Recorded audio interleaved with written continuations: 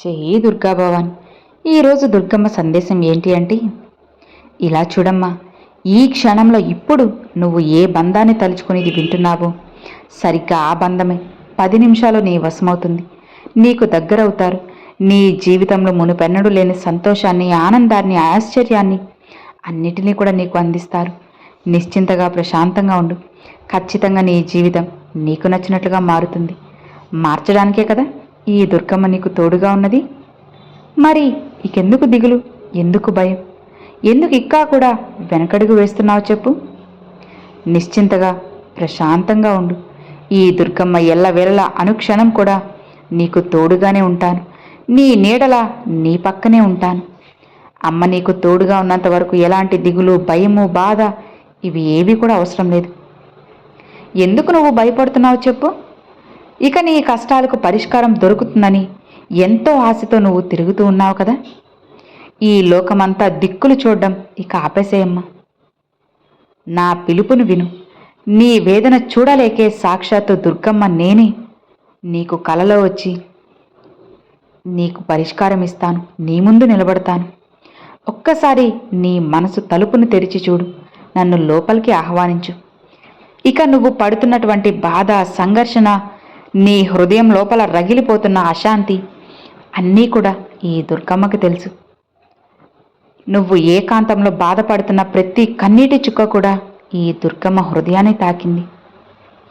ఇలా చూడు, నీ భారమంతా కూడా నాపై వేశావు కదా. ఇప్పుడు నీ జీవితంలో ఎదురవుతున్న అడ్డంకులు, పరీక్షలు అన్నీ కూడా నీ మంచికే అని గుర్తుపెట్టుకో. దుర్గమ్మ ఏది చెప్పినా, ఏం చేసినా సరే అది నీ మంచి కోసమే కదా. ఈరోజు నువ్వు ఈ దుర్గమ్మ మాటలు వింటున్నావంటే నీకు కొండంత ధైర్యం వస్తుంది. నీ జీవితానికి కొత్త దారిని చూపెడతాయి. శ్రద్ధగా ఆలకించి ఆఖరి వరకు విను.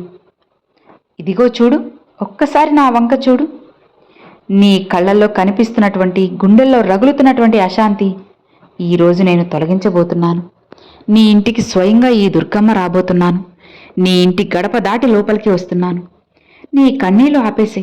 ఒక్కసారి నువ్వు ఈ దుర్గమ్మ వైపు చూడు చాలు. నీ గుండెల్లో రగులుతున్న బాధని నువ్వు రాత్రిపూట ఒంటరిగా విలపిస్తూ నాకు చెప్పుకుంటున్నావు కదా. నాకు ఎవ్వరూ లేరు దుర్గమ్మ, నా కష్టాలు ఎవరికి చెప్పుకోవాలి అని అనుకుంటున్నా సరే ప్రతి క్షణం కూడా నేను నీ పక్కనే ఉంటాను. భయపడకు. కన్నీళ్లు తుడుస్తాను. నువ్వు పీల్చేటువంటి ఆ శ్వాసలో, నువ్వు నడిచే ప్రతి అడుగులో ఈ దుర్గమ్మ నీకు తోడు ఉంటాను. నీ ప్రతి నిట్టూర్పులో కూడా నేనుంటాను. మర్చిపోవద్దు, నేను కేవలం గుడిలో ఉండే విగ్రహాన్ని మాత్రమే కాదు, నీ గుండె చప్పుల్లో కొలువై ఉన్నటువంటి ప్రాణాన్ని కూడా.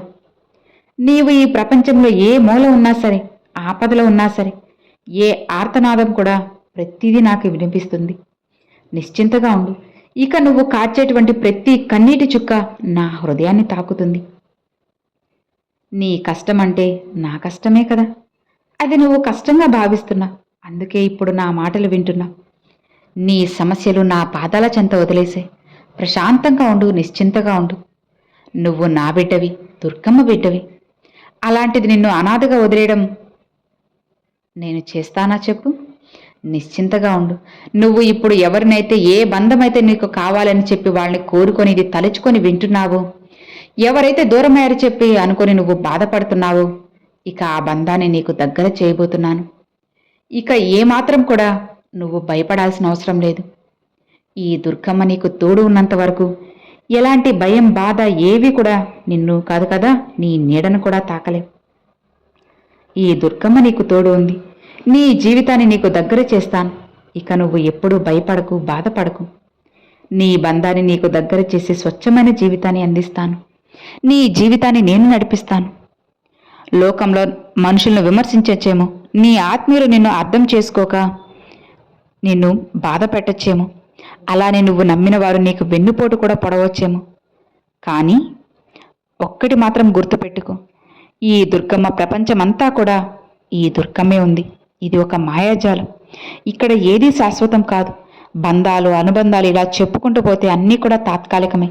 ఏదీ శాశ్వతం కాదు.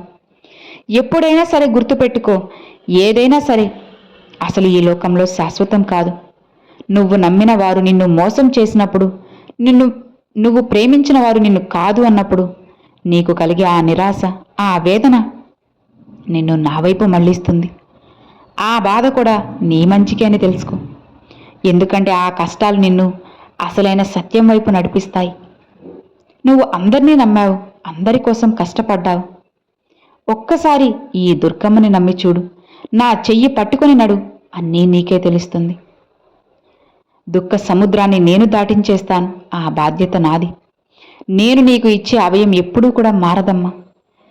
నా భక్తులపై ఉండేటువంటి నా భక్తులకి నాపై ఉండే నమ్మకం శాశ్వతం.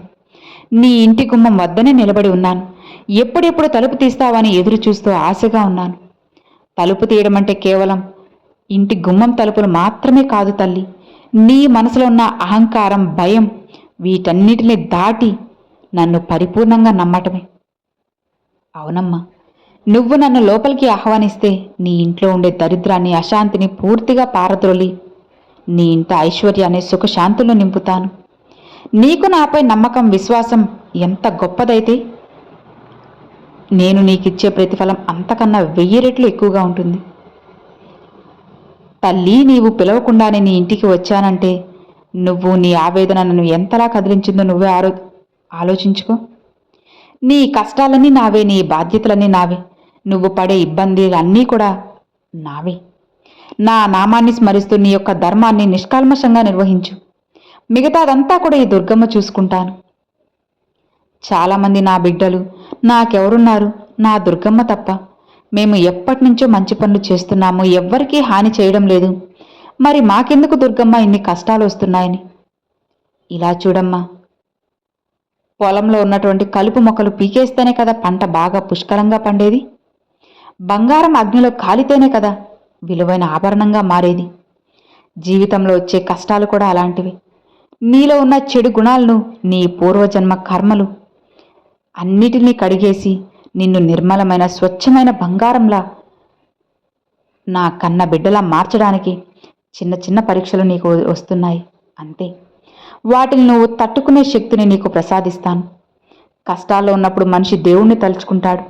ఆ క్షణమే నిన్ను మోక్షానికి దారి తీస్తుంది. ప్రతి పరిస్థితిని, ప్రతి కష్టాన్ని నా యొక్క ప్రసాదంగా భావించు. కేవలం నమ్మకముంచు, అంతా నీకు మంచే జరుగుతుంది. నీ వ్యాపారంలో నష్టాలు, అప్పులు, బాధలు అన్నీ కూడా చూసి దిగులు పడకు, అధైర్యపడకు. నీకు ఏది ఎప్పుడు ఇవ్వాలో, ఎంతవరకు ఇవ్వాలో అన్నీ కూడా ఈ దుర్గమ్మకి తెలుసు కదా. ఇక ఎందుకు భయము?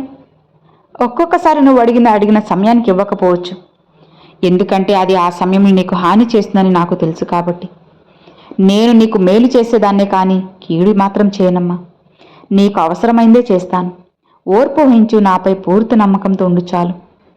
నీకు సరైన సమయం వచ్చినప్పుడు నువ్వు ఊహించిన దానికంటే రెట్టింపు అద్భుతమైన విజయాన్ని నీ జీవితంలో ప్రసాదిస్తాను. నీవు కష్టపడి సంపాదించే ప్రతి కష్టం, నా ఆశీస్సులు నీకు ఖచ్చితంగా ఉంటాయి. నీ ఆరోగ్యం గురించి ఎప్పుడు చింతించకు, నేనున్నాను కదా. అనారోగ్యం వచ్చిందనే అధైర్యపడకు. రోగం అనేది దేహానికే కానీ ఆత్మకు కాదమ్మా. అందుకే నీ దేహమే నా గుడి అంటే నువ్వు నా కుంకుమను నమ్మకంతో నుదుటిన ధరించు. నీ రోగాలన్నీ పటాపంచులు చేస్తాను. నేనే వైద్యున్నే, ప్రాణదాతనవుతాను. నేనే నీ దుర్గమ్మను, అమ్మను. నిన్ను రక్షిస్తూ ఉంటాను. నా ఉగ్రరూపం చూసి ఎప్పుడూ భయపడాల్సిన అవసరం లేదు. అది శత్రువులకే తప్ప నీకోసం కాదు. నిన్ను ఎప్పుడూ కంటికి రెప్పలా కాపాడుకుంటాను. ఆకలితో ఉన్న ఏ ప్రాణికైనా సరే పిడికెడు అన్నం పెట్టు, అది నాకు పెట్టినట్లే. దాహంతో ఉన్న వారికి గుక్కెడు నీళ్ళిచ్చినా సరే దాహం తీరినట్లే కదా. సేవ అంటే గుడిలో హారతులకు, విగ్రహాలకి హారతులు ఇవ్వడం కాదు, పూజలు చేయడం కాదు. తోటి మనిషిని ప్రేమించడం, సాయం చేయడం, కష్టాల్లో ఉన్న వారికి చేయందించడం. అదే నువ్వు చేసే ప్రతి ధర్మకార్యం. నువ్వు చేసే ప్రతి కరుణ నీ ఖాతాలో పుణ్యంగా మారుతుంది. అది నిన్ను కాపాడుతుంది. లోకంలో అందరూ కూడా నా బిడ్డలే. అందరిలో కూడా ఈ దుర్గమ్మే ఉంటాను. ప్రేమను పంచడం నేర్చుకో.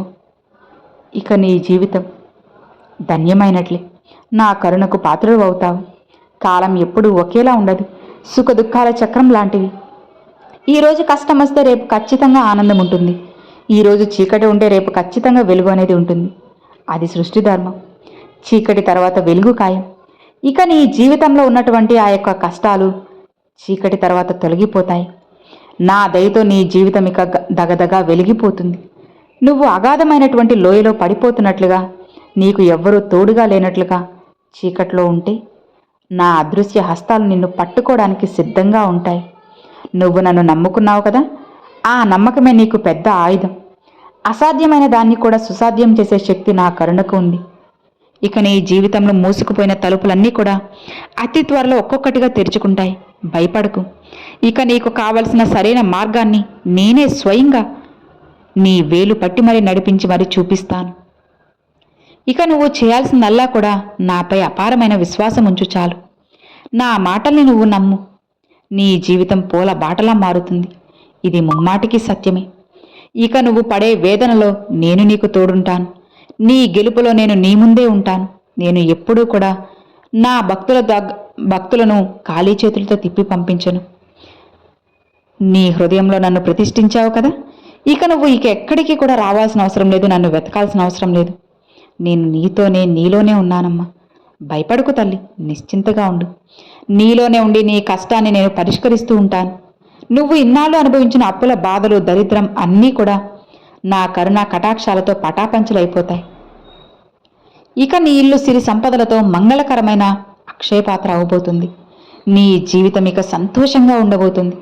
ఇది దుర్గమ్మ ఆశీర్వాదం, ఈ దుర్గమ్మ మాట. అస్సలు పొల్లుపోదు. నా మాట నేను వెనక్కి తీసుకోను. ఇక నీ శ్రమను నేను గమనిస్తున్నాను కాబట్టి అన్నిటిని నీకు ఇవ్వడానికి నేను సిద్ధంగా ఉన్నాను.